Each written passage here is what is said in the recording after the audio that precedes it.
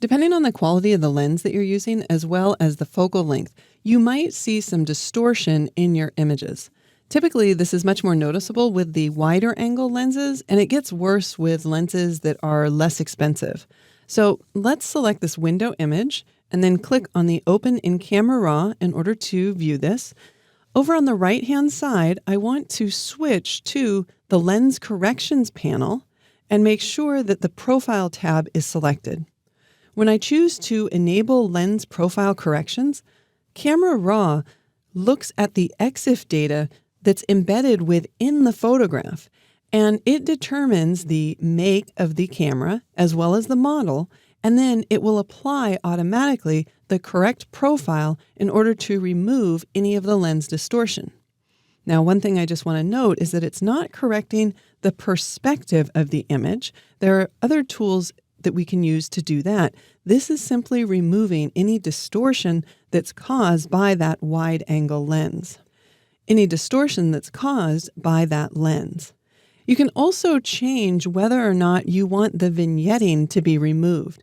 By default, it is removed, but if I move the slider over to the left, you can see now the original vignetting is applied, and that's the vignetting that was caused by using this wider angle lens, which I know that some people really like. However, if you're going to crop your image, I would suggest that you double-click and reset that correction amount and just leave it to the default, because I would prefer that Camera Raw removes any vignetting here so that I can crop the image. Otherwise, when I crop the image, the vignetting will be uneven. And then after I crop the image, I can add my own post-crop vignette later down the road. Now, depending on your camera lens combination, as well as depending on whether or not you captured a RAW file or a JPEG file, you might see different options here as far as the profile. And if Camera Raw can't tell where the photo originated, meaning that there's not any camera metadata to tell it what camera and lens were used when the image was taken, because maybe you're using a point-and-shoot camera or a camera phone, you can always switch over to the manual area here and then remove any distortion using the distortion slider. Of course, you could always use this for creative effects as well. But for now, I'll go ahead and double-click in order to reset that.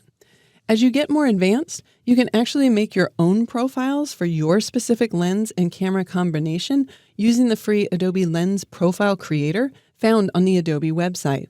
And if you're feeling adventurous, you can use the Adobe Lens Profile Downloader if you want to look for custom lens profiles or share those that you've created. But again, that's if you're getting advanced. For now, using the profiles for the more common lens camera combination is as easy as just clicking the button in Profile to enable the lens profile corrections.